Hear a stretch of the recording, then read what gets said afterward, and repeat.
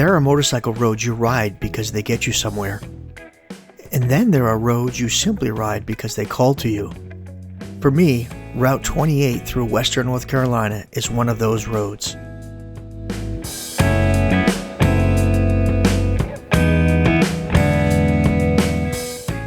Known to motorcyclists as the Moonshiner 28, to others, it's the Hellbender 28. This stretch of pavement has a reputation that reaches well beyond the mountains of North Carolina. And today, I'm going to ride it on my 2006 Honda Goldwing, starting near US 74 and heading southward towards Sanderstown Road. The moment I turn onto Route 28, I know I'm in for a good ride. The traffic begins to thin, the mountains close in, and the road starts doing what mountain roads do best, winding, climbing, dropping, and then winding some more. This isn't a road where you simply point the motorcycle down the highway and twist the throttle. You have to ride it.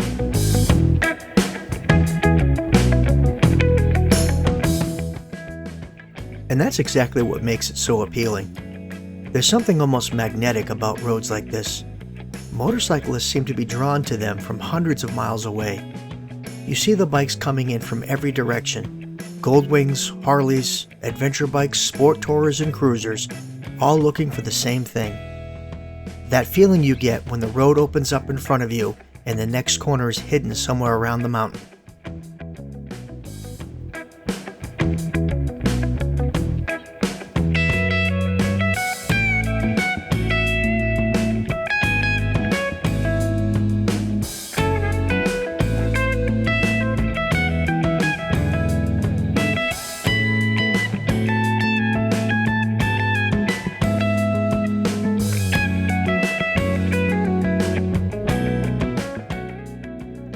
For me, riding the Goldwing adds another dimension to the experience. The 2006 GL 1800 isn't a lightweight sport bike. She's a big motorcycle, and you know it when the road starts getting tight. Guys like Patrick from Moto Ramblings make it look easy, and that's part of the fun.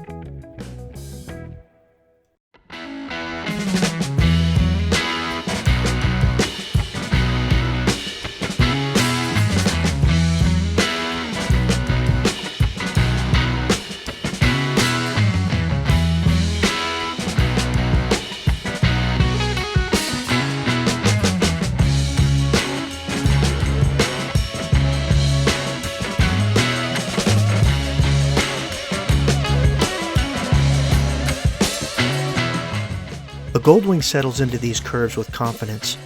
That makes you forget just how much motorcycle you're moving down the road. The 6-cylinder engine has plenty of power when the road opens up, but I'm not here to set any speed records. I'm here to enjoy the ride. Route 28 makes that easy. The road follows the terrain instead of fighting it. One moment I'm riding along the mountainside, surrounded by hardwood forests, and the next I'm dropping toward a creek or crossing a small bridge before the pavement starts climbing again.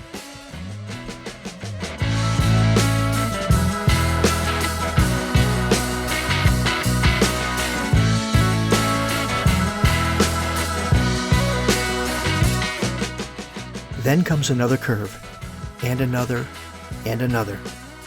This is where you start to understand why motorcyclists talk about roads like the Moonshiner 28 almost as if they're living things. Every section has its own personality. Some corners are long and sweeping, letting the Goldwing settle into a smooth rhythm. Others tighten unexpectedly, demanding a little more attention. Blind curves remind me that this isn't a racetrack. It's a public mountain road, and there can always be a car, a truck, a cyclist, or another motorcyclist waiting on the other side. So I slow down, and I look through the corner, stay in my lane, and enjoy it. Because the real reward isn't just how fast you can ride it, it's how long you can stay in the moment.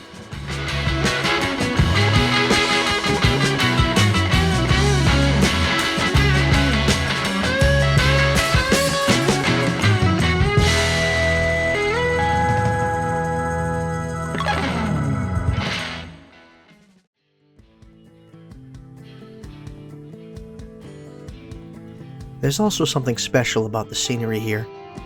The mountains seem to rise directly from the roadside, and the forest creates a tunnel of green around the pavement. Sunlight breaks through the trees in scattered patches, and every once in a while the view opens enough to remind me just how deep into the Appalachian Mountains I am.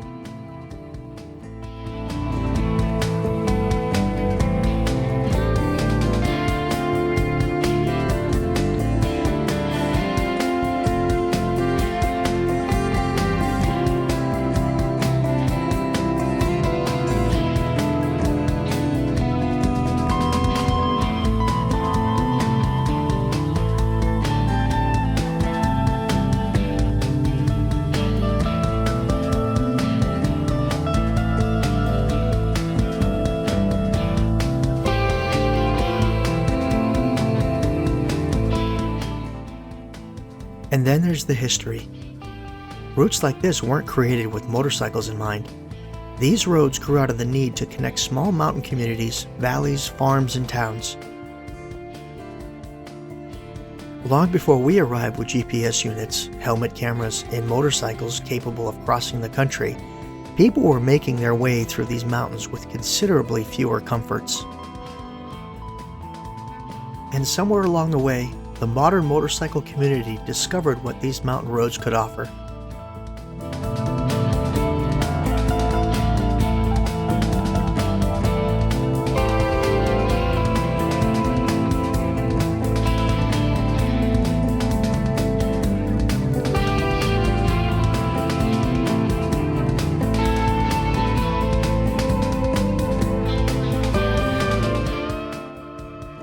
The name Moonshiner 28 is a nod to the region's long association with moonshine and backcountry liquor running. The mountains provided exactly the kind of terrain that made it possible to hide in operation.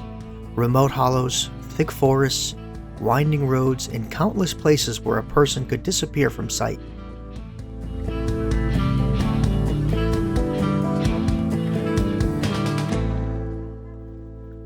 Today, the danger is almost gone.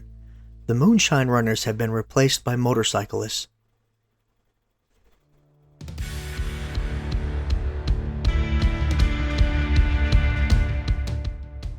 The old transportation routes have become some of the most sought-after riding roads in the Southeast. And instead of trying to avoid the law, we're usually just trying to avoid the center line. As I continue south, the rhythm of the road becomes almost hypnotic. Left, right, straight for a few seconds. Then another curve. The Goldwing leans, I roll through. The engine pulls me toward the next section, and suddenly I've forgotten about everything else. That's one of the reasons I ride motorcycles. You can spend an entire week thinking about work, responsibilities, schedules, and everything else life throws at you. But when you climb onto that motorcycle and start the engine, for a while, the only thing that matters is the road ahead.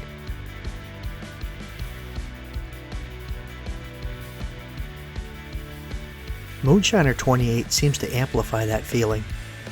Maybe it's the mountains, maybe it's the curves, maybe it's the sound of the engine echoing between the hills. Or maybe it's knowing that somewhere ahead is another corner you've never seen before. That's the draw, and I think that's why riders keep coming back.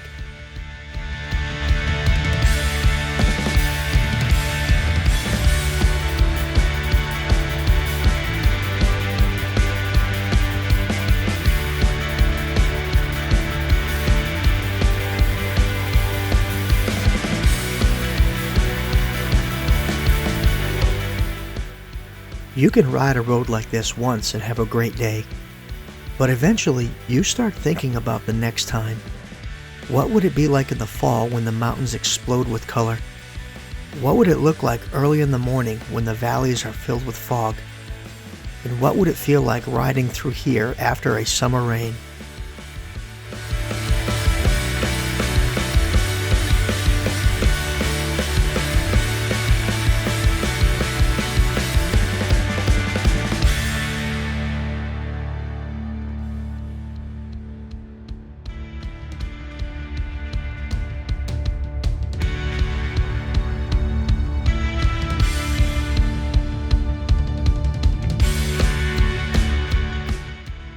That's the thing about mountain roads. You never really finish exploring them. There's always another season, another motorcycle, another friend, and another reason to come back.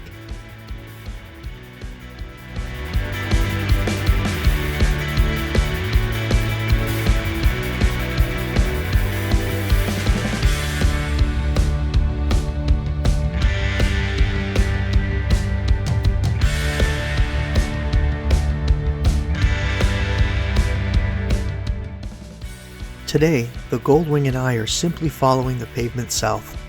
No hurry, no destination that matters more than the ride itself.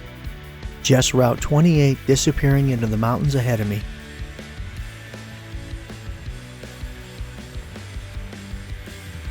As I approach Sanderstown Road, I know this particular stretch of Moonshiner 28 is coming to an end. But the ride isn't really over. That's another thing about riding in this part of the country. One great road always seems to lead to another.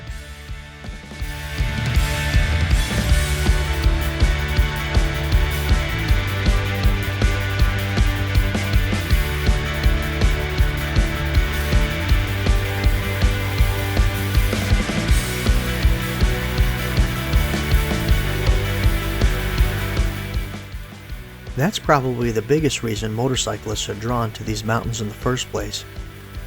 We're not necessarily looking for somewhere to go. We're looking for a road worth riding, and Moonshiner 28 is definitely one of them.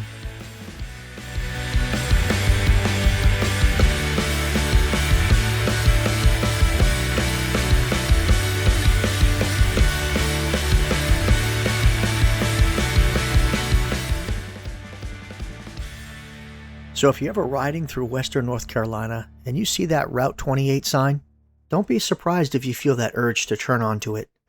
Follow it, take the curves, listen to the engine, look up at the mountains, and enjoy the road. Because sometimes the best adventures aren't waiting at the end of the road. They're the reason you ride it. Thanks for watching. Take care, be safe, and I'll see you out there in the twisties of America on two wheels.